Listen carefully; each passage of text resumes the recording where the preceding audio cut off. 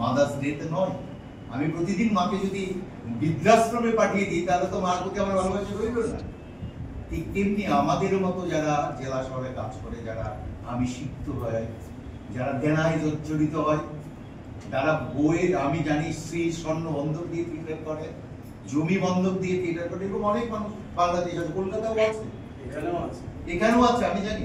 তো তাদের জন্য বিশ্বনাট্য দিবস কি আনন্দ বা কি বয়ে নিয়ে আসে আমি জানি না।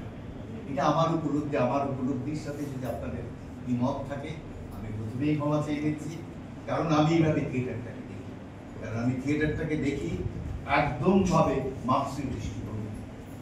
পলিটিক্যাল লাইফ না হলে থিয়েটার, তাহলে থিয়েটার বেঁচে থাকবে না। সব সময় ক্রান্তিকালের ভেতর দিয়ে থিয়েটার বেড়ে উঠেছে, আমরা একটা ক্রান্তিকালের ভেতর দিয়ে যাচ্ছি। আমি এই প্রসঙ্গে বলবো না, কারণ আমি এই মুহূর্তে বলা এখানে উচিত নয়। আমি 9 মাস থিয়েটার করতে পারছি না, আমার বুকের ভিতর যে যন্ত্রণা, যে দাহ, সেটা আমি প্রকাশ করতে পারছি না। হ্যাঁ, এই দাহের ভিতর দিয়ে নতুন কোনো সৃষ্টি হয়তো হবে, কিছু সময় বলে দেবে।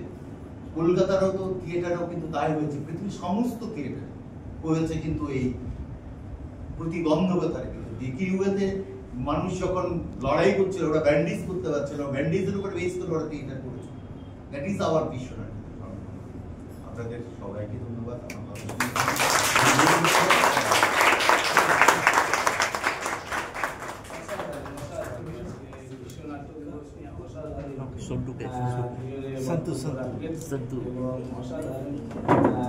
পুরোনো কথা, বাংলাদেশের কথা মনে পড়ে গেল, এই আইটিআই এর কথা।